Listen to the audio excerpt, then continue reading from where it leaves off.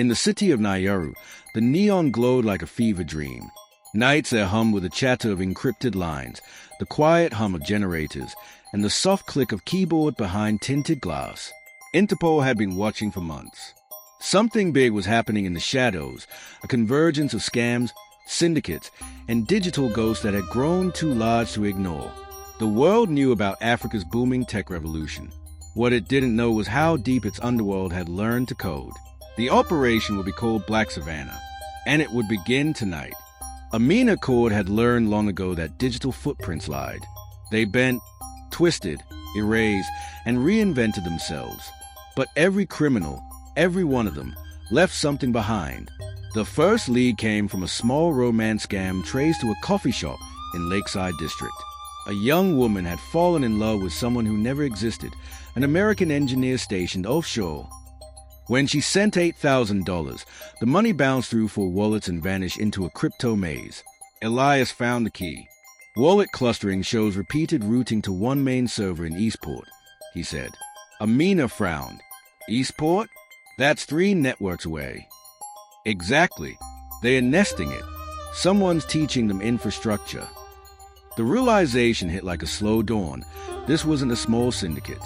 It was a network school of crime. Someone had built an academy. When the arrest began, they started small, 2 in Accra, 3 in Lusaka, 6 in Nayaru. But every name led to another. Amina followed the chain like a mathematician tracing a fractal, each node branching, each branch splitting again. Then came the voice, a phantom hacker broadcasting coded warnings through encrypted forums. You hunt ghosts in the desert, Inspector. Elias traced the message to a server in Mombasa. By the time they got there, it was gone. The apartment used was spotless, except for a printed note on the table. It read, "You're getting close." Back in Nayaru, Amina stood at the window of her apartment, city lights dancing below. She wondered how many of those lights had stories, of trust betrayed, hearts conned, lives rewritten by keystrokes. This wasn't just crime. It was a new empire. Interpol called for a full-scale mobilization. The code name, Operation Black Savannah.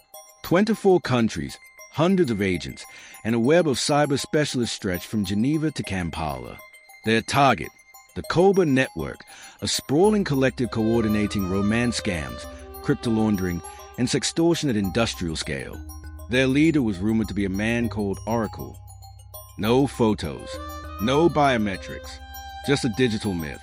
Amina didn't believe in myths, but she knew how data could hide gods. In a darkened briefing hall, she spoke to her team. These people aren't in basements. They're in boardrooms. They're in your DMs. They're inside the apps you use every day. So we hit them like we hit cartels. Coordinated, simultaneous, precise. Elias looked at her, a hint of unease in his eyes. And if Oracle's watching? Then let him, Amina said. It's time he saw what we look like. The raids began before dawn. By noon, there were 260 arrests across 8 nations. But in Nayaru, something went wrong. The target site, a tech startup that was secretly running an extortion network, was empty. Servers wiped, power cut, drives melted. Amina's comms lit up. We lost Node Alpha. All data compromised. Then came a live transmission, the voice again. You can't arrest code, Inspector. It was coming from inside Nayaru's central exchange grid.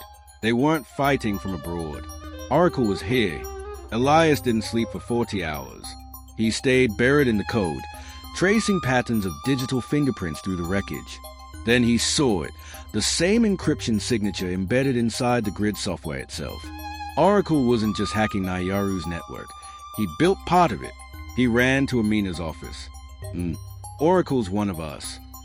The truth unraveled like a live wire. Years ago, before Interpol, Amina had trained local cyber experts under a mentorship program, people who wanted to fight digital crime. One of those recruits had vanished from the records. A prodigy, named Kellen Obaj.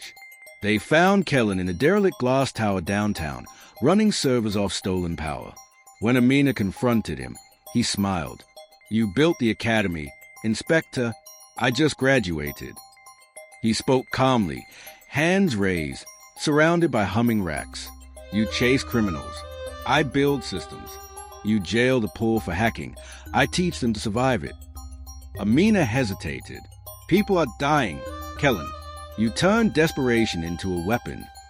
He shrugged. And you turn justice into a brand. The agents moved in. Kellen reached for a console. Elias fired once, a warning shot that hit the terminal. Sparks flew, lights died, and the building went dark. When the servers came back online, Oracle's network was gone. Weeks later, Amina watched a report streaming. 1,200 arrests across the continent. Dozens of servers seized, millions in stolen funds frozen. The newspapers called it the biggest cybercrime crackdown in history. But she knew better. For every network they dismantled, another would rise, somewhere in a cafe, a co-working space, a bedroom. Elias joined her on the balcony. "Do you think it's over?" he asked. Amina smiled faintly. "Nothing ends online." The city of Nayaru shimmered beneath them, alive with light, code, and possibility. And somewhere, deep in the grid, a familiar voice whispered, "Welcome back, Inspector."